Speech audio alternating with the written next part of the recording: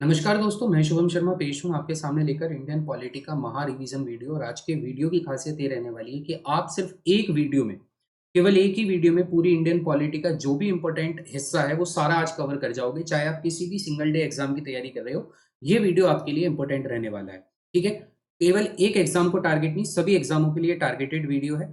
ठीक है, तो इसलिए बहुत ध्यान से इस वीडियो को देखना, लास्ट तक जरूर देखना। और यहाँ पर मैं रिकमेंड करूंगा कि आप इसको 1.5x पर या फिर 1.75x पर अपनी स्पीड के हिसाब से, मतलब जितना आपके समझने की कैपेबिलिटी है उस हिसाब से इसको जरूर आप स्पीड इसकी बढ़ा लेना। क्योंकि यहाँ पर मैं लिखने के साथ साथ आपको समझाने वाला हूँ, तो उसमें शायद आपको ऐसा ना लगे कि बहुत धीरे धीरे कंटेंट चल रहा है। तो मैं आपको रिकमेंड करूंगा कि 1.5x या 1.75x पर आप इसको देख सकेंगे। ठीक है, वीडियो को, जिससे आपको मेरे समझाने में और आपके समझने में दोनों के बीच में तालमेल बना रहेगा। क्योंकि यहाँ पर पहले से कोई प्री टाइप कंटेंट नहीं है, जो भी होगा वो यही मैं आपके सामने लिखूंगा और टॉपिक वाइज आपको समझाऊंगा। तो सबसे पहले हम जो है स्टार्ट करेंगे अपने सबसे पहले टॉपिक के, जहां से क्वेश्चन हमारे अधिकांश पूछे जाते हैं, and that is constituent assembly. ठीक है,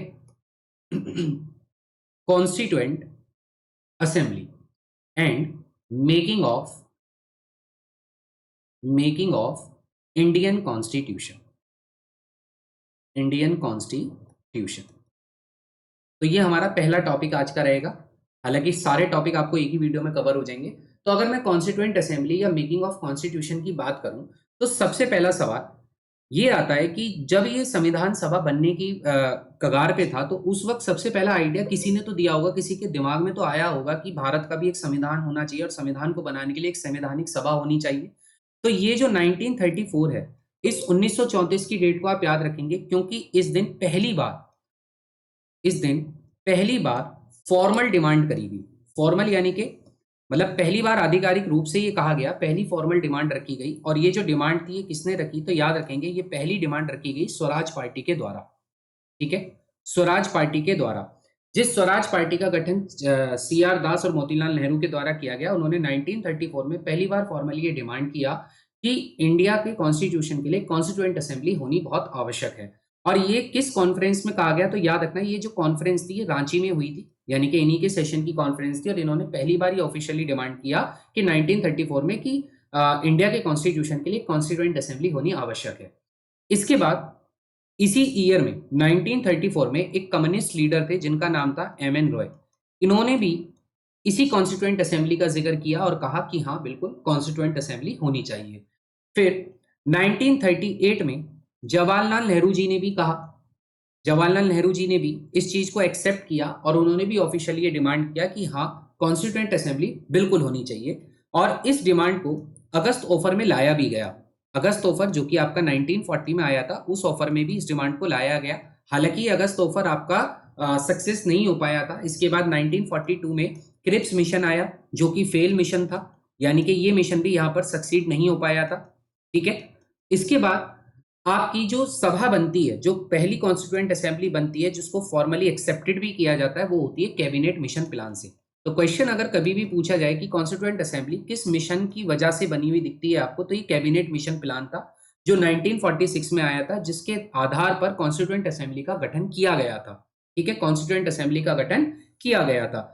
अब कॉन्स्टिट्यूएंट असेंबली का जब गठन किया गया तो इसमें सरकारों का इलेक्शन हुआ, मतलब लोगों का इलेक्शन हुआ। और इस इलेक्शन में आप सभी जानते हो INC यानी कि इंडियन नेशनल कांग्रेस यहाँ पर जीत गई। इंडियन नेशनल कांग्रेस यहाँ पर जीत गई। और जब इंडियन नेशनल कांग्रेस यहाँ पर जीत गई तो इसी कांग्रेस का इंटरिम गवर्नमेंट यहाँ पर बनाई गई। और पहली इंटरिम गवर्नमेंट की जो पहली मीटिंग हुई वो 2 सितंबर 1946। ठीक है, 2 सितंबर 1946 में इंटरिम गवर्नमेंट को बनाया गया। इंटरिम गवर्नमेंट यहाँ पर बनाई गई। इंटरिम का मतलब क्या होगा, यानी कि ये गवर्नमेंट का काम क्या है, ये जो गवर्नमेंट यहाँ पर बनाई गई है इसका उद्देश्य रहने वाला है कि ये संविधान का मसौदा तैयार करेगी। ये संविधान के लिए, ठीक है, सारे काम करेगी। ये अभी देश चलाने के लिए नहीं बनाई गई है, ये जो बनाई गई है संविधान सभा बनाई गई है और उसके लिए इंटरिम गवर्नमेंट यहाँ पर फॉर्म की गई है। फिर इसके बाद क्या हुआ, जब 2 सितंबर 1946 में इंटरिम गवर्नमेंट बनती है, इसके बाद इस गवर्नमेंट की पहली मीटिंग कब होती है, ये इंपॉर्टेंट है, तो याद रखेंगे इसकी पहली मीटिंग आपकी होती है 9 दिसंबर 1946 में। 9 दिसंबर 1946 में पहली मीटिंग होती है। ठीक है, फर्स्ट मीटिंग होती है। और इस फर्स्ट मीटिंग की खासियत क्या है कि ये जो पहली मीटिंग होती है इस संविधान सभा की पहली मीटिंग में इस संविधान सभा का कोई परमानेंट प्रेसिडेंट नहीं चुना गया। ठीक है, तो तजुर्बे के आधार पर, उम्र के आधार पर यहां पर टेम्परेरी प्रेसिडेंट बनाए गए डॉक्टर सच्चिदानंद सिन्हा। कौन बनाए गए? डॉक्टर सच्चिदानंद सिन्हा। डॉक्टर सच्चिदानंद सिन्हा जी को यहां पर टेम्परेरी प्रेसिडेंट बनाया गया इस मीटिंग का, और ये पहली मीटिंग थी जो 9 दिसंबर 1946 में आपकी हुई। इसके बाद दूसरी मीटिंग आपकी 11 दिसंबर 1946 में होती है, और इस 11 दिसंबर 1946 की मीटिंग में राजेंद्र प्रसाद, जो डॉक्टर राजेंद्र प्रसाद है, जो आगे जाकर भारत के पहले राष्ट्रपति भी बनेंगे, इन्हीं राजेंद्र प्रसाद जी को इसका परमानेंट प्रेसिडेंट बनाया गया। ये बने किसके? परमानेंट प्रेसिडेंट बने किसके? इस कॉन्स्टिट्यूएंट असेंबली के। ठीक है, 11 दिसंबर 1946 में। इसके बाद 13 दिसंबर 1946 की मीटिंग में बहुत इंपॉर्टेंट यहां पर एक रेजोल्यूशन लाया गया, जिस रेजोल्यूशन का नाम था ऑब्जेक्टिव रेजोल्यूशन। क्या नाम था इसका? Objective resolution. इस ऑब्जेक्टिव रेजोल्यूशन को लेकर आए जवाहरलाल नेहरू जी, और इस ऑब्जेक्टिव रेजोल्यूशन को हमारे भारत के संविधान में एज अ प्रीएम्बल जोड़ भी दिया गया। ठीक है, तो ये ऑब्जेक्टिव रेजोल्यूशन लाने का श्रेय जवाहरलाल नेहरू जी को जाता है, और 13 दिसंबर 1946 में इसको वो लेकर आए थे। बात करेंगे 26 नवंबर 1949। 26 नवंबर 1949 में हमारा जो कॉन्स्टिट्यूशन है उसको अडॉप्टेड कर लिया गया। कॉन्स्टिट्यूशन को अडॉप्टेड कर लिया गया, यानी कि जो संविधान बना उस संविधान को हमने 26 नवंबर 1949 को अडॉप्टेड कर लिया, लेकिन अभी लागू नहीं किया। लागू ना करने के पीछे कारण था कि एक रिमार्केबल डे बनाना था 26 जनवरी को, क्योंकि 26 जनवरी वाले दिन रावी नदी पर जवाहरलाल नेहरू जी ने स्वराज की घोषणा की थी। तो इस वजह से इसको फुल्ली जो कम इनटू फोर्स जो ये आएगा, जो फुल्ली फोर्सेबल होगा, वो 26 जनवरी से किया जाएगा अगले साल। लेकिन 26 नवंबर 1949 में हमारा कॉन्स्टिट्यूशन बनकर तैयार हो गया था। इसके कुछ आर्टिकल्स यहाँ से अडॉप्टेड कर लिए गए थे, स्टार्ट हो गए थे, लेकिन फुल्ली कॉन्स्टिट्यूशन जो आपका फोर्स में आया, जो अस्तित्व में आया, वो 26 जनवरी में आया 1950 में। ठीक है, अगर आप देखें तो यहां से यहां तक का आपको अंतराल दिखेगा लगभग 2 साल से ज्यादा का। तो याद रखना, कॉन्स्टिट्यूशन बनने में जो टोटल टाइम लगा वो कितना टाइम था? तो टोटल टाइम था 2 साल 11 महीने 18 दिन। 2 साल 11 महीने 18 दिन पूरा कॉन्स्टिट्यूशन बनने में लगे। ठीक है, और इसकी लास्ट मीटिंग जो होती है, इसकी लास्ट मीटिंग होती है हमारी 24 जनवरी 1950 में। 24 जनवरी 1950 में इस कॉन्स्टिट्यूएंट असेंबली की सबसे आखिरी मीटिंग करी जाती है, लास्ट मीटिंग यहां पर करी जाती है। ठीक है, ये लास्ट मीटिंग किसकी है? कॉन्स्टिट्यूएंट असेंबली की, 24 जनवरी 1950 में। इस 24 जनवरी 1950 की तिथि को भी आपको याद रखना है, क्योंकि इस दिन 3 महत्वपूर्ण घटनाएं हुई। क्या हुआ? पहली बात, इस दिन हमने अपना नेशनल एंथम अडॉप्ट किया। नेशनल एंथम जनगण मन हमने अडॉप्टेड किया। इसके बाद हमने अपना नेशनल सॉन्ग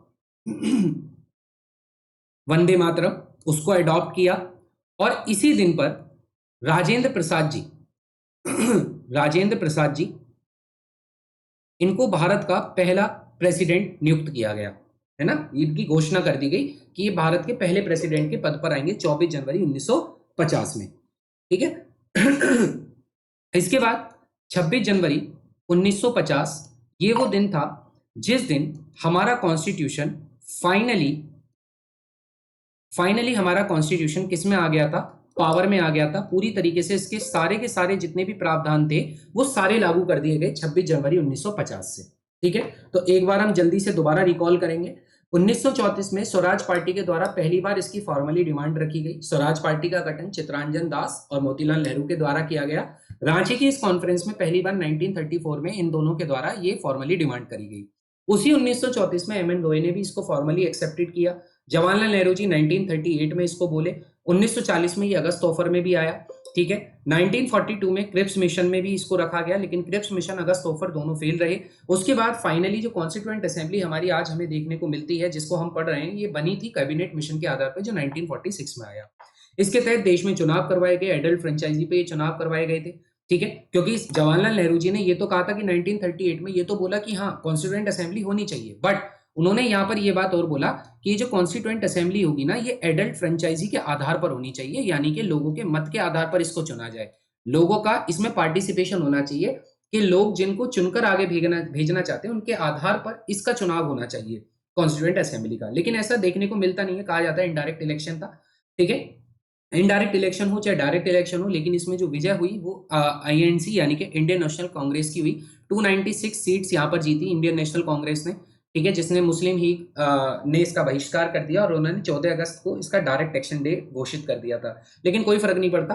ठीक है, हमें तो अपने देश से मतलब है। तो इंडियन नेशनल कांग्रेस ने यहाँ पर जीता और उसके बाद इन सभी को इंटरिम गवर्नमेंट बनाने के लिए दिल्ली बुलाया गया। 2 सितंबर 1946 में इंटरिम गवर्नमेंट का फॉर्मेशन होता है और 9 दिसंबर में पहली मीटिंग होती है जिसमें सच्चिदानंद सिन्हा जी को उस वक्त का अस्थायी प्रेसिडेंट बनाया जाता है इस मीटिंग का, इस असेंबली का। 11 दिसंबर में परमानेंट प्रेसिडेंट चुन लिए जाते हैं राजेंद्र प्रसाद। ठीक है, 13 दिसंबर में ऑब्जेक्टिव रेजोल्यूशन लेकर आते हैं जवाहरलाल नेहरू जी, जिसको एज अ प्रीएम्बल हमारे कॉन्स्टिट्यूशन में अडॉप्टेड कर लिया जाता है। इसके बाद 26 नवंबर 1949 में कॉन्स्टिट्यूशन हमारा अडॉप्ट कर लिया जाता है, लेकिन इसको फुल पावर जो मिलती है वो 26 जनवरी 1950 से मिलती है। लगभग 2 साल 11 महीने 18 दिन का समय लगा। कॉन्स्टिट्यूशन बनने में जो खर्चा आया वो लगभग 64 लाख का खर्चा था। ठीक है, और कितने सेशन हुए? तो लगभग इसके 12 सेशन हुए थे। आखिरी सेशन कब हुआ? तो आखिरी सेशन जो इसका हुआ वो 24 जनवरी 1950 में हुआ। ठीक है, इसके बाद 24 जनवरी 1950 में national anthem, national song Rajendra Prasad ji, इन 3 घटनाओं को याद रखना है। और 26 जनवरी 1950 में हमारे देश का संविधान फुल्ली तरीके से लागू कर दिया गया पूरे देश में। ठीक है, कुछ कमेटी यहाँ पर बनाई गई थी। ऑब्वियस सी बात है, कुछ कमेटी जरूर बनाई गई होंगी जिनके आधार पर ही कॉन्स्टिट्यूएंट असेंबली ने काम किया होगा। तो यहाँ पर कुछ इंपॉर्टेंट कमेटीज बनाई गई। ठीक है, अब ये इंपॉर्टेंट कमेटीज कौन कौन सी थी तो उन्हें भी हम देख लेते हैं। इंपॉर्टेंट कमेटीज यहाँ पर बनाई गई, जैसे अगर मैं बात करूं union constitution committee, union constitution committee, और एक आपकी कमेटी कौन सी थी? एक कमेटी थी आपकी स्टेट रिलेटेड कमेटी। यूनियन की कमेटी हो या स्टेट की कमेटी हो, इन दोनों कमेटियों को कौन हेड कर रहा था? तो याद रखेंगे इन दोनों कमेटियों को हेड कर रहे थे जवाहरलाल नेहरू जी। ठीक है, नेहरू जी के द्वारा यूनियन कॉन्स्टिट्यूशन कमेटी और स्टेट रिलेटेड कमेटी दोनों की अध्यक्षता की गई। इसके बाद हमारी आई स्टीयरिंग कमेटी, स्टीयरिंग कमेटी, और एक कमेटी थी रूल्स ऑफ प्रोसीजर। ठीक है, रूल्स क्या रहने वाले हैं? Rules of procedure. Steering committee और रूल्स ऑफ प्रोसीजर कमेटी दोनों को हेड कर रहे थे राजेंद्र प्रसाद जी, राजेंद्र प्रसाद जी। इसके बाद तीसरी कमेटी हमारी जो बनती है वो बनती है ड्राफ्टिंग कमेटी, जिसका काम क्या था? जिसका काम था संविधान का मसौदा तैयार करना। इस ड्राफ्टिंग कमेटी को हेड कर रहे थे डॉक्टर अंबेडकर जी। ठीक है, डॉक्टर अंबेडकर जी इस ड्राफ्टिंग कमेटी को हेड कर रहे थे। इसके बाद हमारी आती है कौन सी committee? Advisory committee, advisory committee. और एक कमेटी आपकी और थी, और वो कमेटी कौन सी थी? प्रोविंस कमेटी, जो बहुत इंपॉर्टेंट है। ठीक है, प्रोविंस कमेटी और एडवाइजरी कमेटी दोनों कमेटियों को कौन कर रहे थे? तो सरदार पटेल इसको लीड कर रहे थे। ठीक है, आपको पता होगा कि 552 रियासतें सरदार पटेल जी ने जो है भारत में मिलाई थी, इसलिए इन्हें आयरन मैन ऑफ इंडिया भी कहा जाता है। तो एडवाइजरी कमेटी हो या फिर आपकी प्रोविंस कमेटी हो, दोनों को कौन कर रहे थे? सरदार पटेल जी इन दोनों कमेटियों को हेड कर रहे थे। इसके अलावा और हमारी एक कमेटी आती है जो कि थी फंडामेंटल राइट्स की sub committee, fundamental rights sub committee, मौलिक अधिकार की सब कमेटी थी ये। ठीक है, जिसको हेड कौन कर रहे थे? तो याद रखेंगे इनको हेड कर रहे थे जेबी कृपलानी जी, जेबी कृपलानी जी इसको हेड कर रहे थे। ऐसी माइनॉरिटी की कमेटी बनाई, माइनॉरिटीज कमेटी। ठीक है, जो अल्पसंख्यकों के लिए बनाई गई थी, और इसके लिए कौन लीड कर रहे थे, कौन हेड कर रहे थे? तो एच.सी. मुखर्जी, एच.सी. मुखर्जी इसको हेड कर रहे थे। ठीक है, तो आई होप आपको ये चीजें समझ आई होगी। एक चीज आप और ऐड कर लेंगे, ये जो राजेंद्र प्रसाद जी, इनके पास एक कमेटी और थी, और ये कमेटी कौन सी थी? ये थी फाइनेंस एंड स्टाफ कमेटी। वित्त की चीजें भी कौन देख रहे थे? वित्त की चीजें भी हमारे राजेंद्र प्रसाद जी देख रहे थे। तो finance and staff committee, steering committee, rules of procedure committee Rajendra Prasad ji के द्वारा देखी जा रही थी। Union constitution committee, state related committee Jawaharlal Nehru ji के द्वारा, ड्राफ्टिंग कमेटी अंबेडकर जी के द्वारा, एडवाइजरी और प्रोविंस दो कमेटी सरदार पटेल जी देख रहे थे, फंडामेंटल राइट्स सब कमेटी जेबी कृपलानी जी देख रहे थे, और माइनॉरिटीज की कमेटी कौन देख रहे थे? एच.सी. मुखर्जी देख रहे थे।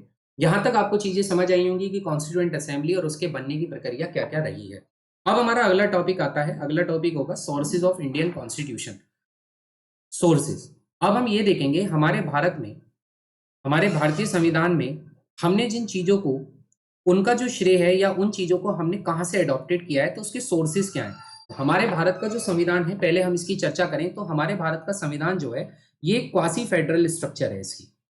ठीक है, क्वासी फेडरल स्ट्रक्चर है। केसी बोरा जी ने इसको कहा है कि भारत जो है पूरी तरीके से फेडरल स्ट्रक्चर नहीं अपनाता, क्वासी फेडरल स्ट्रक्चर अपनाता है, यानी कि अर्ध फेडरल स्ट्रक्चर हमारी है, फुल्ली फेडरल नहीं है। फुल्ली फेडरल कंट्री हमारी जैसे अमेरिका देखने को मिलती है, हमारे अंग फेडरल जैसे हैं, लेकिन पूरी तरीके से हम फेडरली काम नहीं करते। ठीक है। तो यहाँ पर हम क्वासी फेडरल है क्योंकि हम डिवीजन ऑफ पावर पे काम करते हैं, हमने पावर्स को डिवाइड किया हुआ है आर्टिकल जो आपने देखे होंगे शेड्यूल 7 के आधार पर हमने इसको डिवाइड भी किया हुआ है। ठीक है, तो क्वासी फेडरल हमारा स्ट्रक्चर रहने वाला है। इसके बाद हम बात करते हैं, जैसे सबसे पहले मैं बात करूंगा ब्रिटेन की। ब्रिटेन बहुत इंपॉर्टेंट आपकी कंट्री हो जाती है, यहाँ से हमने बहुत इंपॉर्टेंट चीजों को अडॉप्टेड किया है, ध्यान से समझते रहिएगा। ठीक है, इसलिए मैंने पहले ही आपको बोला 1.5x पर आप इसको देखना। अगर हम मैं बात करूं ब्रिटेन की, तो ब्रिटेन से हमने क्या क्या चीजें अडॉप्टेड करी। देखो, सबसे पहले हमने रूल ऑफ लॉ, ठीक है, विधि का शासन, विधि कैसे शासन करेगी, विधि के आधार पर देश कैसे चलाया जाएगा, इस पूरे प्रोसीजर की प्रक्रिया हमने ब्रिटेन से उठा रखी है, रूल ऑफ लॉ। इसके बाद हमारे देश में पार्लियामेंट है, तो उस पार्लियामेंट्री फॉर्म को, इस पार्लियामेंट्री फॉर्म को हमने कहां से अडॉप्टेड किया है, ब्रिटेन से अडॉप्टेड किया है। हमारे यहाँ कैबिनेट सिस्टम होता है, ठीक है, कैबिनेट सिस्टम होता है, ये कैबिनेट सिस्टम भी हमने कहां से लिया है, ब्रिटेन से लिया है। इसके अलावा हमारे यहाँ एकल नागरिकता यानी कि सिंगल सिटीजनशिप है, तो सिंगल सिटीजनशिप भी हमने कहां से ली गई है, ये भी हमारी ब्रिटेन से ली गई है सिंगल सिटीजनशिप। इसके बाद अगर हम बात करें बाई कैमरलिज्म, आपको देखने को मिलता है स्टेट में हमारे बाई कैमरलिज्म होते हैं, ठीक है, जैसे सेंटर में होता है लोकसभा राज्यसभा, ऐसी स्टेट में भी बाई कैमरलिज्म होता है। ठीक है, 2 सदन हमें देखने को मिलते हैं, उच्च सदन निम्न सदन, लेकिन जरूरी नहीं स्टेट में सब जगह वो आपको देखने को मिले। ठीक है, इसके बाद आपका 1 मिनट रुकेंगे जरा, चार्जिंग लगा दूं मैं।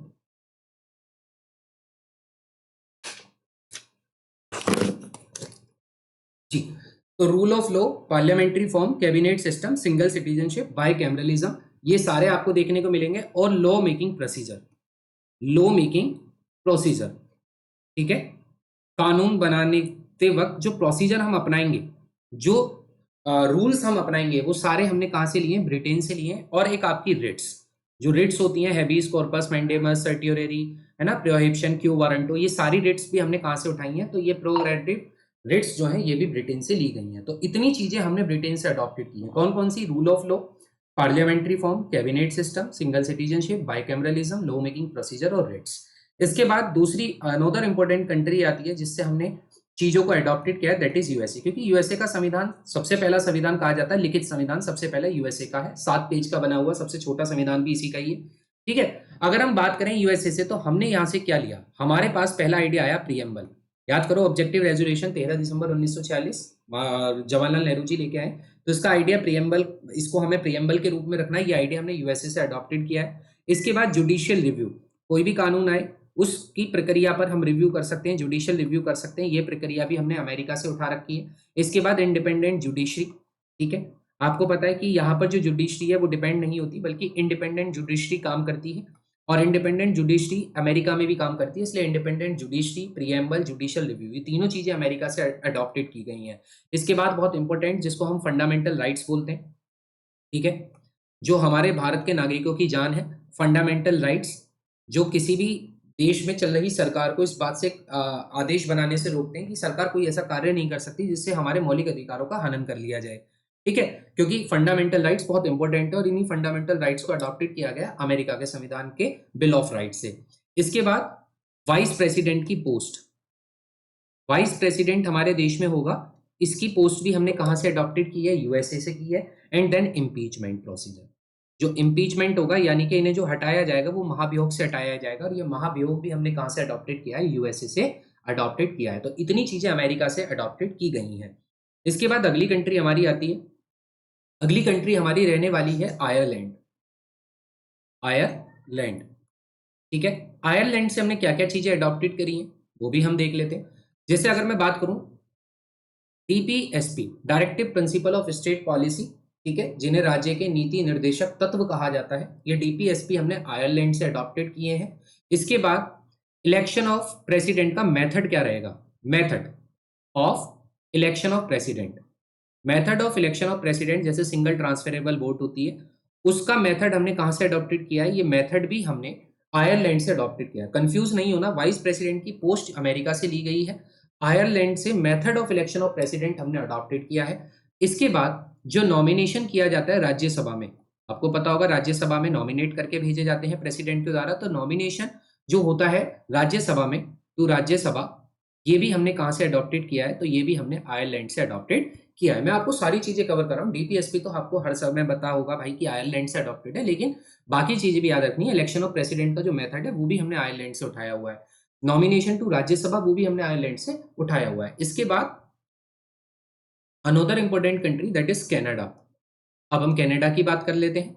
अगर हम कनाडा की बात करें तो कनाडा से हमने क्या क्या चीजें अडॉप्टेड की गई है। देखो, सबसे पहले फेडरेशन होगा, ठीक है, फेडरेशन होगा, लेकिन जो ताकत होगी वो सबसे ज्यादा ताकत किसकी होगी, वो ताकत होगी केंद्र की, यानी कि विद स्ट्रॉन्ग यूनियन या सेंटर।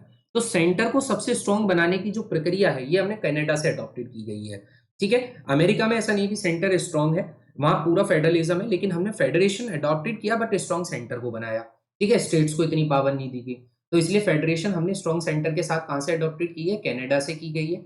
इसके बाद एडवाइजरी एडवाइजरी जुरिडिक्शन, ठीक है, एडवाइजरी जुरिडिक्शन किसके लिए, of the supreme court. Supreme court के लिए एक एडवाइजरी जुडिशियन होगा। इस चीज को भी हमने कनाडा से एक्सेप्टेड किया है या अडॉप्टेड किया है। इसके बाद रेजिडरी पावर्स, रेजिडरी पावर्स जो पहले किसी पर नहीं जाती, वो सारी पावर्स जो होती हैं वो किस पर, भाई पुराने टाइम पर गवर्नर के पास रहती थी और अब स्टेट्स के पास रहेंगी, प्रेसिडेंट के पास रहेंगी। तो रेजिडरी पावर्स, और उसके बाद appointment of governors, appointment of governors. Governors का जो अपॉइंटमेंट है वो भी हमने कहां से अडॉप्टेड किया है, तो वो हमने अडॉप्टेड किया है कनाडा से। तो कनाडा से इतनी चीजें हैं कि हमने सेंटर को स्ट्रॉन्ग बनाया है, एडवाइजरी जुरिडिक्शन हमने सुप्रीम कोर्ट के लिए लाया है, रेजिडरी पावर और अपॉइंटमेंट ऑफ गवर्नर, ठीक है। इसके बाद आपका आता है ऑस्ट्रेलिया। अगला कौन आता है, ऑस्ट्रेलिया।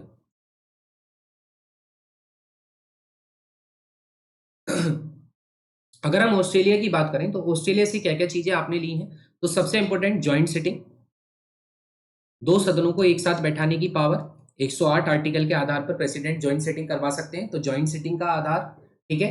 इसके बाद प्रीएम्बल की लैंग्वेज, अब याद रखना प्रीएम्बल की जो विचार है वो तो हमने यूएसए से ही लिया, लेकिन उसकी जो भाषा है ये भाषा को हमने ऑस्ट्रेलिया से अडॉप्टेड किया है, ठीक है।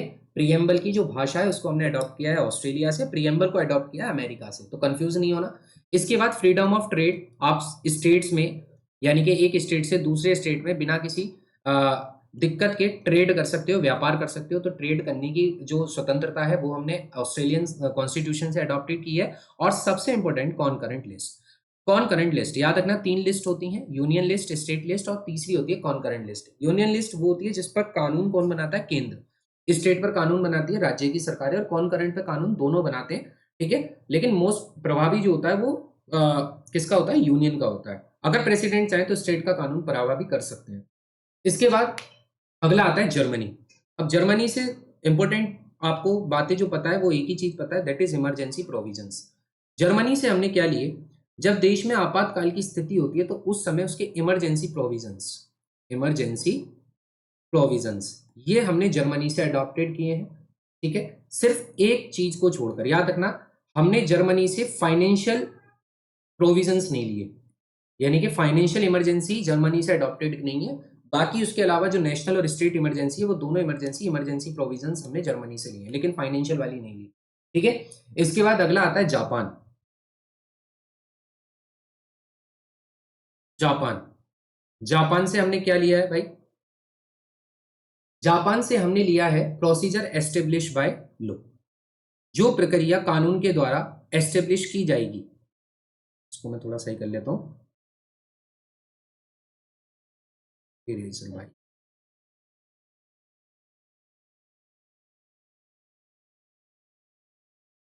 प्रोसीजर एस्टेब्लिश्ड बाय लॉ, कानून के द्वारा स्थापित की गई प्रक्रिया, ये हमने कहां से उठाई है, जापान से। ब्रिटेन से रूल्स ऑफ प्रोसीजर हमने लिया है, रूल्स ऑफ लॉ हमने लिया है, लॉ मेकिंग प्रोसीजर लिया है, लेकिन प्रोसीजर जो लॉ के द्वारा एस्टेब्लिश किया गया है वो जापान से ही लिया है, ठीक है। इसके बाद साउथ अफ्रीका की बात करें, साउथ अफ्रीका, यहां से क्या लिया गया है साउथ अफ्रीका से, तो साउथ अफ्रीका से एक चीज तो आप सभी को पता है, कॉन्स्टिट्यूशनल अमेंडमेंट, कॉन्स्टिट्यूशनल अमेंडमेंट। अगर हम संविधान में किसी भी प्रकार का संशोधन करते हैं और वो भी स्पेशल संशोधन जो अमेंडमेंट करते हैं, तो वो हमने कहां से लिया है, वो साउथ अफ्रीका से। 368 हमारे आर्टिकल में रखा हुआ है कॉन्स्टिट्यूशनल अमेंडमेंट, ठीक है। इसके बाद नॉमिनेशन ऑफ राज्यसभा, तो आपको मैंने बताया था कि राज्यसभा में जो नॉमिनेशन होता है वो तो आयरलैंड के उससे होता है, लेकिन जो इलेक्शन, जो इलेक्टेड मेंबर्स होते हैं, जो इलेक्शन होता है राज्यसभा के लिए, ठीक है, जो राज्यसभा में स्टेट से लोगों को भेजा जाता है, तो वो जो इलेक्शन होता है राज्यसभा में, वो कहाँ से होता है, वो हमने अडॉप्टेड किया साउथ अफ्रीका से।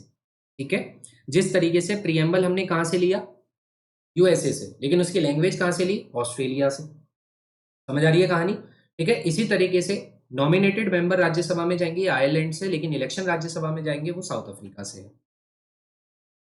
अगला आपका आता है, अगली आती है कंट्री कौन सी, यूएसएसआर, जिसे सोवियत संघ भी कहा जाता है। ठीक है, यूएसएसआर से हमने क्या लिया है, तो यहां से हमने यूएसएसआर से सबसे पहले फंडामेंटल ड्यूटीज, फंडामेंटल ड्यूटीज, ठीक है, और उसके बाद जस्टिस के आइडियल्स, आइडियल्स ऑफ जस्टिस। ठीक है, आइडियल्स ऑफ जस्टिस, यहां से हमने इसको अडॉप्टेड किया गया है। और लास्ट हमारा आता है फ्रांस, लास्ट आता है फ्रांस। अब फ्रांस से हमने क्या क्या चीजें अडॉप्टेड करी हैं वो भी हम देख लेते हैं। तो फ्रांस से हमारा अडॉप्टेड है रिपब्लिकन सिस्टम, गणतंत्र, लोगों के द्वारा चुना गया सिस्टम, रिपब्लिक सिस्टम, ये हमारा फ्रांस से अडॉप्टेड है। इसके बाद प्रिंसिपल ऑफ लिबर्टी, आज़ादी के क्या प्रिंसिपल रहेंगे वो हमने यहाँ पर अडॉप्टेड किए हैं, प्रिंसिपल ऑफ लिबर्टी, कहाँ से, फ्रांस से। ठीक है, इसके बाद इक्वलिटी, अगर आप फ्रांस की क्रांति देखो तो फ्रांस की क्रांति मतलब वो किसके लिए थी, वो मोनार्की सिस्टम को डिस्ट्रॉय करा गया और वहाँ पे लिबर्टी एस्टेब्लिश की गई, रिपब्लिक सिस्टम लाया गया, इक्वलिटी लाई गई, तो ये सारी चीजें हमने इसलिए वहां से ली। ठीक है, फ्रेटर्निटी, भाईचारा, ठीक है, इस फ्रेटर्निटी को प्रियम्बल में भी ऐड किया गया। तो ये सारी चीजें हमने कहाँ से अडॉप्टेड करी हैं, ये फ्रांस से अडॉप्टेड की गई हैं। तो इतना सोर्सेज ऑफ इंडियन कॉन्स्टिट्यूशन आपको याद रखना है। इसके अलावा कुछ आपको सोर्सेज ऑफ इंडियन कॉन्स्टिट्यूशन में नहीं दिखेगा। Britain, USA, Ireland, Canada, Australia, Germany, Japan, south Africa, USSR और फ्रांस, इन सब चीजों से हमने क्या क्या चीजें अडॉप्टेड की गई हैं वो सारी चीजें मैंने यहाँ पर लिख दी हैं। ठीक है, आई होप आपका ये भी चैप्टर क्लियर हो गया होगा। अब हम चलते हैं आगे की तरफ, जो हमारा रहने वाला है पार्ट्स ऑफ इंडियन कॉन्स्टिट्यूशन। ठीक है, 2 चैप्टर आपने कंप्लीट कर लिए हैं, अब आपका आता है पार्ट्स। अब अगर हम पार्ट्स की बात करें तो पहले, सबसे पहले हम ये समझते हैं कि टोटल कितने पार्ट्स हैं। देखो, अगर मैं बात करूं टोटल पार्ट्स की, तो हमारे पास जो टोटल पार्ट्स हैं वो कितने पार्ट्स हैं, 12 पार्ट्स। कितने पार्ट्स हैं, 12 पार्ट्स हमारे पास हैं। ठीक है, अब इन 12 पार्ट्स को हमें समझना है ध्यान से। जैसे पार्ट्स में क्या है, हमने पूरे कॉन्स्टिट्यूशन को पार्ट्स वाइज डिवाइड किया हुआ है, जिसमें पार्ट्स के आधार पर हमने उनके क्षेत्रों को अलग अलग किया हुआ है। जैसे अगर मैं बात करूं फर्स्ट पार्ट की, तो पहला पार्ट किससे रिलेट है, पहला पार्ट आपका रिलेट करता है union and it's territory, union and it's territory, Bharat और भारत के जितने भी क्षेत्र हैं उनसे रिलेटेड आपका पहला पार्ट है। ठीक है, अगर हम बात करें फर्स्ट पार्ट की, तो फर्स्ट पार्ट में कितने आर्टिकल आते हैं, तो आर्टिकल भी मैं यही लिख देता हूं, 1 से लेकर 4 तक। आर्टिकल 1 से लेकर 4 तक पार्ट 1 में है, जो यूनियन एंड इट्स टेरिटरीज की चर्चा करता है। इसके बाद आपका आता है पार्ट 2। ठीक है, इसको मैं एक साथ ही लिख देता हूँ, पार्ट 2, फिर पार्ट 3, फिर पार्ट 4 एंड फिर पार्ट 4, जिससे अब लिखने में आसानी भी हो जाएगी। पार्ट सेकंड की बात करेंगे तो पार्ट सेकंड में आती हैं हमारी सिटीजनशिप्स। ठीक है, सिटीजनशिप, भारत की नागरिकता किस तरीके से दी जाएगी, किस तरीके से ली जाएगी, वो सारे प्रावधान आपको यहाँ देखने को मिलते हैं पार्ट 2 की सिटीजनशिप में। और आर्टिकल की बात करेंगे तो आर्टिकल 5 से लेकर 11 तक आपके किससे रिलेट करेंगे, सिटीजनशिप से रिलेट करेंगे। आर्टिकल 3 आपका किससे रिलेट होता है, फंडामेंटल राइट्स, है ना, हमारे मौलिक अधिकार। भाई सेपरेट वीडियो हर एक उस पर बन जाएगी, लेकिन अभी फिलहाल हमारा मोटिव क्या है, पूरा कॉन्स्टिट्यूशन को खत्म करना है आज ही इस सिंगल वीडियो में। तो फंडामेंटल राइट्स की अगर मैं बात करूं तो आर्टिकल 12 से लेकर, ठीक है, आर्टिकल 12 से लेकर 35 तक, ये हमारे आर्टिकल किसके रहने वाले हैं, फंडामेंटल राइट्स के रहने वाले हैं। इसके बाद पार्ट 4 की मैं बात करूंगा तो पार्ट 4 मेरा रिलेटेड होगा डीपीएसपी, राज्य के मूल नीति निर्देशक तत्व से। ठीक है, directive principle of state policy, और ये रहने वाला है आर्टिकल 36 से लेकर 51 तक। ठीक है, अब आप देखो आर्टिकल 1 से लेकर 51 तक के आर्टिकल आपने 4 पार्ट्स में कंप्लीट कर लिए। तो यूनियन एंड इट्स टेरिटरीज 1 से लेकर 4, सिटीजनशिप 5 से लेकर 11, फंडामेंटल राइट्स 12 से लेकर 35 और डीपीएसपी 36 से लेकर 51 तक। फिर 4th ए, अब ये जो 4th ए है ये आपका इंपोर्टेंट है। ठीक है, इसको 42वें संविधान संशोधन के तहत जोड़ा गया है और इसमें आती है फंडामेंटल ड्यूटीज, यानी कि पहले नहीं था, इसको बाद में जोड़ा गया। तो फंडामेंटल ड्यूटीज यहां पर ऐड की गई। ठीक है। और ये जो फंडामेंटल ड्यूटीज है इनको किस में रखा गया, तो याद रखना आर्टिकल है 51A, इसमें रखा गया 51A में। कौन से संविधान संशोधन के तहत, तो 42वां संविधान संशोधन यहाँ पर किया गया 1976, ठीक है, इंदिरा गांधी की सरकार के समय। और फंडामेंटल ड्यूटीज को यहाँ पर ऐड किया गया, ठीक है, फंडामेंटल ड्यूटीज को यहाँ पर ऐड किया गया। ये आपने कितने पार्ट्स कर लिए, वैसे तो टोटल 5 कर लिए, पर 4A तक आपने पार्ट्स कंप्लीट कर लिए। अब आगे आते हैं, अगले पार्ट्स को समझते हैं। अब हमारा पार्ट कौन सा आता है, 5th, फिर हमारा आएगा 6th, फिर हमारा आएगा 7th, ठीक है, फिर आएगा 8th, अब इसको, और फिर हमारा आएगा 9th, ठीक है। चलो अब इन्हें देखते हैं। अगर मैं पार्ट 5th की बात करूं, तो जिस तरीके से 5 उंगली पूरे हाथ को बनाती है, उसी तरीके से 5 पार्ट जो है पूरे यूनियन को बनाता है। तो द यूनियन, यूनियन क्या होगा, पार्ट 5th में होगा। पार्ट 6th में आपका स्टेट्स होंगे, कौन होंगे, स्टेट्स होंगे। अगर मैं यूनियन के आर्टिकल की बात करूं, तो 52 से लेकर, आर्टिकल 52 से लेकर 151 तक सारे आर्टिकल किसके हैं, यूनियन के हैं, है ना। 151 तक, 52 से लेकर 151 तक आर्टिकल्स जरूर आप यही हैंड टू हैंड याद करते रहना। एक भाई देखो, 36 से लेकर 51 तक आर्टिकल डीपीएसपी 51 है, एक अलग आर्टिकल जोड़ा गया जिसमें फंडामेंटल ड्यूटीज को रखा गया। और उसके बाद 52 से लेकर 151, ऐसा नहीं लग रहा शगुन वाली बात हो रही है, तो यूनियन है भाई, शगुन तो दिया जाएगा, तो 151 तक गए। फिर स्टेट में अगर मैं बात करूं, तो स्टेट के आर्टिकल 152 से लेकर 237 तक, आर्टिकल 152 से लेकर, आर्टिकल 152 से लेकर 237 तक के आर्टिकल किसमें रखे गए, ये सारे आर्टिकल आपके रखे गए स्टेट के, ठीक है। ये जो पार्ट 7 था भैया, इसको डिलीट कर दिया गया, ठीक है, रिपेल कर दिया गया, खत्म कर दिया गया। और इसको खत्म किया गया 44वें संविधान संशोधन 1978 के तहत, मोरारजी देसाई की सरकार में इसको खत्म किया गया। पहले राइट टू प्रॉपर्टी हमारा हुआ करता था, ठीक है, राइट टू प्रॉपर्टी यहाँ पर रखा हुआ था। प्रॉपर्टी का अधिकार जो होता था वो पहले हमारा फंडामेंटल राइट होता था, लेकिन 44वें संविधान संशोधन 1978 के तहत इसको इस फंडामेंटल राइट की सूची से हटा दिया गया, ठीक है। और इसको हमने क्या बना दिया, पार्ट 7 को हमने यहाँ से हटा दिया। और यहाँ की जो राइट था ये प्रॉपर्टी, इसको हमने लीगल राइट बनाया। और इसको हमने किस में डाला, इसको हमने डाला 300A में, यानी कि कानूनी रूप से संरक्षण प्राप्त है लेकिन संविधान संरक्षण प्राप्त नहीं है, ठीक है। पार्ट 8 की बात करेंगे तो यहाँ यूनियन टेरिटरीज हमने रखी, यूनियन टेरिटरीज, ठीक है, यूनियन और स्टेट, और एक होता है यूनियन टेरिटरीज। तो यूनियन टेरिटरीज की अगर बात करेंगे तो 239 से लेकर 242 तक हमारे किसके अधिकार है, यूनियन टेरिटरीज के। यानी कि यहाँ पर जो आपका आर्टिकल हटा वो 238 हटा, तो 238 को आपने यहाँ पे डिलीट कर दिया। 238 आर्टिकल पहले जो हुआ करता था, जो राइट टू प्रॉपर्टी से रिलेट था, उसको हमने 300A में डाला 44वें संविधान संशोधन से, और इसको डिलीट कर दिया 238 को, ठीक है। डिलीट करके ही नहीं होता कि एक शिफ्ट ऊपर हो जाएगा, नहीं, वो आर्टिकल ही हट गया, यहाँ से 38 ही हट गया, तो सीधा यूनियन टेरिटरी आई 39 से 42 तक। समझ आई कहानी, कोई दिक्कत वाली बात तो नहीं है, ठीक है। इसके बाद इस आर्टिकल को 9 वाले को भी मैं आगे ही आपको समझाता हूँ, यहाँ से भी हटा देता हूँ, ठीक है। ये आपने आर्टिकल यहाँ तक समझे। अब आता है पार्ट 9, अब हमारा क्या आता है, पार्ट 9। अब ये जो 9 है, ये जो 9A है, ठीक है, और उसके बाद जो 9B है, ये सारे आर्टिकल आपके और पार्ट्स इंपॉर्टेंट है, 9B, ठीक है। फिर आपका 10 आएगा जो एंटी डिफेक्शन लॉ से रिलेटेड होगा, sorry, schedule and tribal area से रिलेटेड होगा, ठीक है। इसके बाद पार्ट 11, ठीक है, इतने ही रखते हैं यहाँ पर। चलो पार्ट 9, अगर मैं पार्ट 9 की बात करूं तो पार्ट 9 किससे रिलेट है, पंचायत से। इससे पंचायत, पंचायत जो ग्रामीण क्षेत्रों में होती है। फिर उसके बाद शहरों में, जो शहरों में होती है वो म्यूनिसपैलिटीज होती है, नगर पालिका, म्यूनिसपैलिटीज, ठीक है।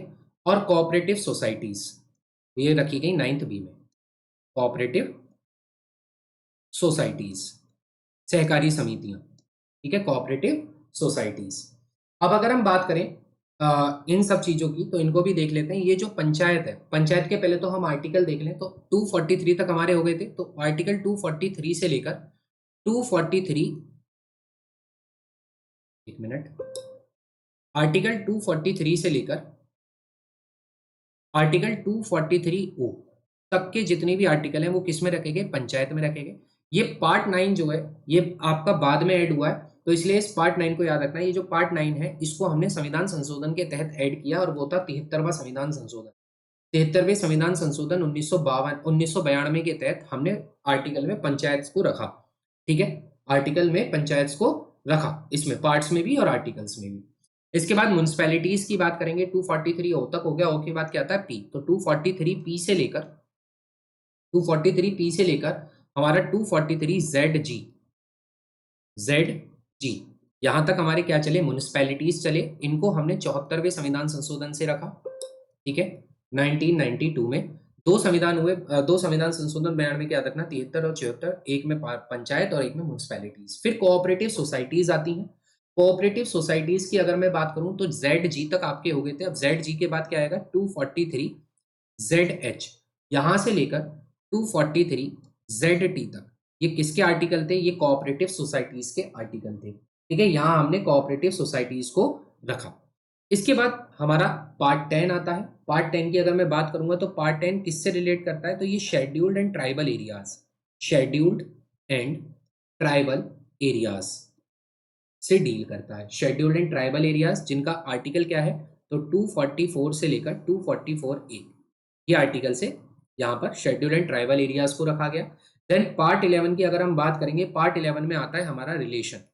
किसके बीच में रिलेशन, ये रिलेशन है केंद्र और राज्य सरकारों के बीच में, यानी कि union and state, union and states के बीच में रिलेशन यहाँ पर है। और यूनियन और स्टेट्स के रिलेशन जो है वो 245 से लेकर 263, ठीक है, यहाँ तक आपके रिलेशंस देखने को मिलते हैं। तो relation between union and states 245 से लेकर 263 तक।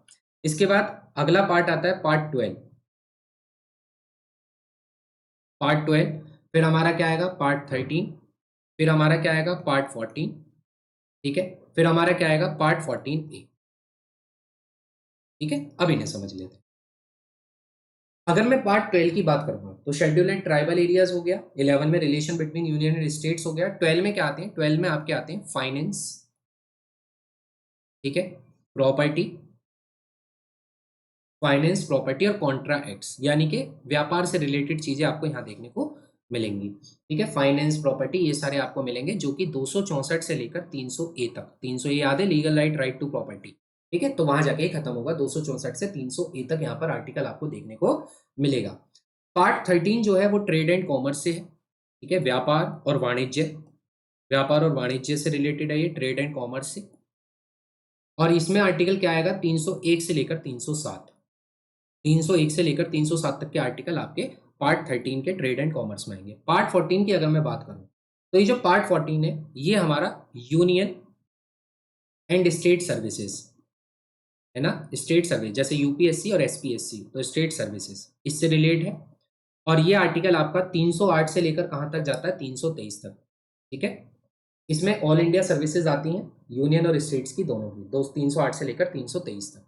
पार्ट 14A इंपॉर्टेंट है, ये ट्रिब्यूनल्स हैं, ठीक है, ट्रिब्यूनल्स बनाई जाती हैं। और ये जो ट्रिब्यूनल्स हैं इनको हमने रखा है 323A में और 323B में, ठीक है, ट्रिब्यूनल्स को रखा, याद आई समझ। पार्ट 14A ट्रिब्यूनल्स है, 323A 323B, ठीक है, 42वें संविधान संशोधन से ही इनको जोड़ा गया है। अगला आता है पार्ट 14A तक हम आ गए। अब हम आएंगे पार्ट 15, फिर हमारा होगा पार्ट 16, फिर हमारा होगा पार्ट 17, ठीक है, फिर हमारा होगा पार्ट 18। यहां समझते हैं अब इसको। तो अगर मैं पार्ट 15 की बात करूंगा तो पार्ट 15 हमारा होता है इलेक्शंस, ठीक है, इलेक्शन से रिलेटेड। अगर हम इलेक्शंस की बात करें तो 323 तक हम पहुंचे थे, 323B तक पहुंच गए थे।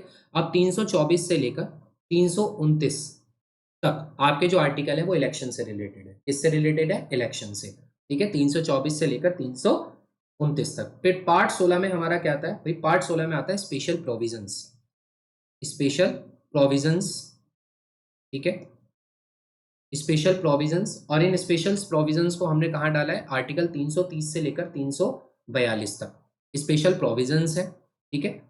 इसके बाद स्पेशल प्रोविजंस के बाद आपका पार्ट 17 जो है ये ऑफिशियल लैंग्वेज से रिलेटेड, ऑफिशियल लैंग्वेज, ठीक है। 22 भाषाओं को हमने ऑफिशियल लैंग्वेज का दर्जा दिया हुआ है प्रेजेंट में, तो ये ऑफिशियल लैंग्वेज हमें देखने को मिलती है 343 से लेकर 351 तक। पार्ट 18 की बात करेंगे, इमरजेंसी से रिलेटेड है पार्ट 18, इमरजेंसी। और इमरजेंसी हमारी 352 से लेकर 360 तक है। इमरजेंसी के प्रोविजंस हमने कहाँ से अडॉप्ट किए हैं, जर्मनी से, एक्सेप्ट फाइनेंशियल इमरजेंसी, ठीक है। पार्ट 18 तक आपको चीजें समझ आ गई होंगी। अब आखिरी के 4 पार्ट और बचे, उन्हें भी ध्यान से समझ लेते हैं। पार्ट 18 हमारा हो चुका है। अब हम आते हैं पार्ट 19 पर। सॉरी, ये तो गलत हो गया हमारा, इसको हम चेंज कर लेते हैं भाई। ठीक है, इससे पीछे वाला तो नहीं बेटा, सही है। अब हमारा आता है यार, कैसे मार गलत हो गया, 1 मिनट भाई बस। ठीक ठीक है, पार्ट 18 तक हमने कर लिए थे। अब हमारा क्या था, पार्ट 19, जिसमें खासकर ऐसा कुछ नहीं है, मिसलिनियस जो अदर चीजें रह गई हैं वो हमने यहाँ पर रखी हैं। फिर पार्ट 20, ठीक है, फिर पार्ट 21 एंड लास्ट है हमारा पार्ट 20।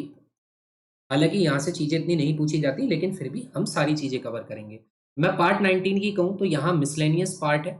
ठीक है, मिसलेनियस पार्ट है, यानी कि जो चीजें रह गई हैं या कुछ चीजें बाद में नहीं ऐड हुई हैं, वो सारी चीजें आपको यहाँ मिसलेनियस वाले पोर्शन में देखने को मिलेंगी।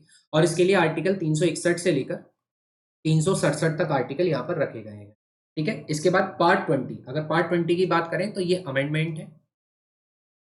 अमेंडमेंट, यहाँ अमेंडमेंट होते हैं आर्टिकल 368 के तहत। 368 के तहत अमेंडमेंट किया जाता है। ठीक है, पार्ट 20 में इसको रखा गया है। इसके बाद कुछ आपके पार्ट 21 में अगर मैं बात करूं तो यहाँ कुछ टेम्पररी, ठीक है, कुछ टेम्पररी और स्पेशल प्रोविजंस यहाँ पर है। ठीक है, जो इतने खास नहीं है। और यहाँ आपके पार्ट 22 जो सबसे लास्ट पार्ट है, यहाँ शॉर्ट टाइटल, शॉर्ट टाइटल, ठीक है, और टेक्स्ट इन हिंदी, ये सारी चीजें आपको यहाँ देखने को मिलेंगी। ये भी इतने इंपॉर्टेंट खास नहीं है। तो टोटल कितने पार्ट्स हैं, टोटल आपके पार्ट्स कितने हो गए, 22। ठीक है, और इन्हीं 22 पार्ट्सों में हमने आर्टिकल्स को भी कवर कर लिया 368 तक। ठीक है, इतने आर्टिकल्स हमने कवर भी कर लिए इसी के साथ साथ।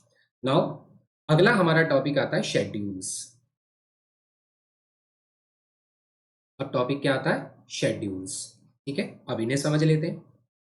कितने शेड्यूल्स हमारे होते हैं, तो टोटल 12 शेड्यूल हैं। ठीक है, इनको भी हम ऐसे ही समझेंगे, first, second, third and fourth. ठीक है, देखो अगर मैं फर्स्ट शेड्यूल की बात करूंगा तो first schedule state and union की ही बात करता है, जो 1 से लेकर 4 तक के आर्टिकल में है। सेकंड शेड्यूल की अगर मैं बात करूंगा, यहाँ पर क्या है, यहाँ पर सैलरी से रिलेटेड, ठीक है, और जो सेवाएं दी जाएंगी, जो उन्हें एडिशनल बेनिफिट्स मिलेंगे, एमोल्यूमेंट्स और उनके अलाउंसेस। ठीक है, जैसे हाउस अलाउंस और डियरेंस अलाउंस, ये सारे अलाउंसेस की चर्चा इस सेकंड शेड्यूल में की गई है। थर्ड शेड्यूल क्या होता है, थर्ड शेड्यूल जो भी प्रेसिडेंट या सुप्रीम कोर्ट के जो चीफ जस्टिस, ये सब जो चुने जाएंगे, उनकी शपथ के बारे में यहाँ पर है थर्ड शेड्यूल में। ठीक है, auth and affirmation. Fourth schedule में क्या होता है, एलोकेशन, सीट्स का आवंटन करना, एलोकेशन करना सीट्स का, कहां पर, काउंसिल ऑफ स्टेट्स यानी कि राज्यसभा में, राज्यसभा में। ठीक है, ये फोर्थ शेड्यूल में लिखा हुआ है। इसके बाद अगले शेड्यूल की तरफ बढ़ते हैं। अगला शेड्यूल हमारा होगा फिफ्थ शेड्यूल, फिर होगा सिक्स्थ शेड्यूल, सिक्स, फिर होगा सेवंथ, और फिर होगा एट्थ। ठीक है, अगर हम बात करें फिफ्थ शेड्यूल की, तो 5वें शेड्यूल में किसकी चर्चा है, तो फिफ्थ शेड्यूल में याद रखेंगे, यहां हम एडमिनिस्ट्रेशन करते हैं शेड्यूल्ड एरियाज का। एडमिनिस्ट्रेशन किया जाता है किसका, इसका प्रशासनिक यहाँ पे नियंत्रण किया जाता है जो शेड्यूल्ड एरियाज होते हैं। इन शेड्यूल्ड एरियाज को कौन घोषित करता है, तो प्रेसिडेंट के द्वारा शेड्यूल्ड एरियाज घोषित किए जाते हैं। इसके बाद सिक्स्थ शेड्यूल में स्पेशल प्रोविजन दिया गया 4 स्टेट्स को, बहुत इंपॉर्टेंट है, याद रखना। ये 4 स्टेट्स कौन से हैं, असम है, मेघालय है, ठीक है, त्रिपुरा है और मिजोरम है। इनको स्पेशल प्रोविजंस यहाँ पर देने की बात है, जो संविधान में ही लिखी गई है, असम, मेघालय, त्रिपुरा और मिजोरम। इसके बाद 7 शेड्यूल में क्या होता है, डिवीजन ऑफ पावर। मैंने बताया था यूनियन और स्टेट्स के बीच में डिवीजन ऑफ पावर होती है। ठीक है, यूनियन लिस्ट, स्टेट लिस्ट और कॉन्करेंट लिस्ट के आधार पर। तो डिवीजन ऑफ पावर यहाँ पर किया जाता है यूनियन एंड स्टेट्स के बीच में। एट्थ में क्या होता है, एट्थ में आपकी होती है लैंग्वेजेस। कौन सी, ऑफिशियल लैंग्वेजेस। कितनी ऑफिशियल लैंग्वेजेस हैं, 22 ऑफिशियल लैंग्वेजेस हैं। ठीक है, वो सारी लैंग्वेजेस आपको यहाँ देखने को मिलती है। 343 से ये स्टार्ट होती है, 351 तक है। इसके बाद आखिरी के 4 शेड्यूल आपके और आते हैं, 4 शेड्यूल और आते हैं, 9th, 10th, ये सब बाद में ऐड हुए। ठीक है, ओरिजिनली 8 ही शेड्यूल थे, लेकिन बाद में इन 4 शेड्यूलों को ऐड किया गया, 9th, 10th, 11th और 12th। और आपका क्या हो जाएगा 12th। ठीक है, तो 4 शेड्यूल आपके और यहाँ पर आते हैं। जैसे 9th शेड्यूल की अगर मैं बात करूंगा, भारत के संविधान का पहला संशोधन 9th शेड्यूल के थ्रू ही हुआ है। यहाँ पर क्या है, यहाँ पर जो भी एक्ट्स होंगे उनकी वैलिडेशन के बारे में है, वैलिडेशन ऑफ एक्ट्स। ठीक है, पहला संशोधन है ये, और ये पहला संविधान संशोधन है। 9th शेड्यूल इससे ऐड की गई है 1951 में। इसके बाद 10th शेड्यूल दल विरुद्ध के कानून था, ये दल विरुद्ध, इसको बोलते हैं anti defection, anti defection law आया। ठीक है, इसका संविधान संशोधन था 52वां संविधान संशोधन के तहत इसको लाया गया 1985 में। ठीक है, 52वें संविधान संशोधन के तहत भारत की अनुसूची 10वीं जोड़ी गई एंटी डिफेक्शन लॉ। इसके बाद 11 शेड्यूल्स जो मैंने अभी आपको बताया पंचायत थी। ठीक है, पंचायत, और 12th में हमने किसको जोड़ा, म्युनिसिपैलिटीज को, म्युनिसिपैलिटीज को। ठीक है, इसको हमने यहाँ जोड़ा। तो इस तरीके से आपने पार्ट्स, कॉन्स्टिट्यूशंस के आर्टिकल्स और शेड्यूल्स, ये आपने सारे कंप्लीट कर लिए। अब आप एक बार फिर से देखेंगे, शेड्यूल्स हो चुका है, पार्ट्स एंड आर्टिकल्स एक ही साथ मैंने करवा दिए। ठीक है भाई, कितने पार्ट्स लिखे हैं भाई, इसको 22 करेंगे, 12 पार्ट्स नहीं है, 22 पार्ट्स हैं टोटल। ठीक है, 22 पार्ट्स हैं।